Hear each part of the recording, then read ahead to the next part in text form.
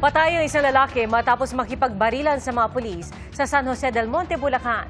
Rumesponde ang mga pulis dahil sa ulat na walang habas umanong namaril sa lugar ang lalaki. Saksi, si Rafi Tima.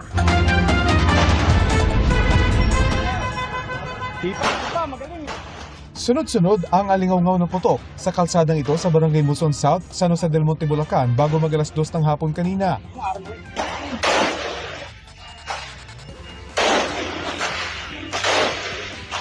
Kita ang ilang lalaki nagkukubli sa isang tricycle habang nakikipagbarilan.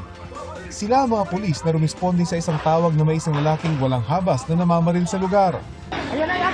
Takbo na! Ayan na! Takbo na! Boss! Boss! Boss! Ayan na! Ayan na! Bukod sa mga pulis ng San Jose del Monte, Bulacan, isang tauhan ng BGMP rin ang tumulong. Sa tindi ng palitan ng putok, tinamaan ang tauhan ng BGMP. Matapos ang putukan, kitang nakahandusay na sa kalsada ang suspect na kinilalang si Kenneth Concepcion.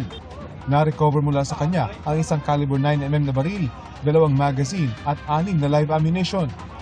Na-recover din sa paligid ng 17 basyon ng bala.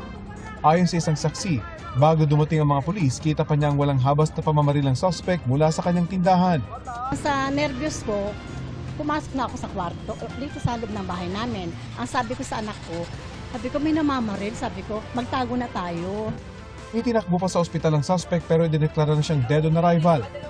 Agad napasugod ang asawa ng suspect matapos malaman ng insidente. Nakatira daw pansamantalang kanyang asawa sa bahay ng kapatid, ilang metro lang ang layo mula sa pinangyarihan ng barilan. Pinoproblema daw nila kamakailan ang pag-alis nila mula sa inuupahang bahay dahil wala na silang pambayad. Hindi rin daw niya alam kung saan nakuha ng asawa ang ginamit na baril. Paggabi okay naman po, nag-usap naman po kami na yung magiging sitwasyon po namin na pupunta daw po kami ulit sa upahan namin, ayusin daw po namin yung mga gamit namin. Tapos kumaga magkanya-kanya daw po muna kami ng bahay. Pero okay po kami, hindi po kami nag-away, kaya nagtataka po ako.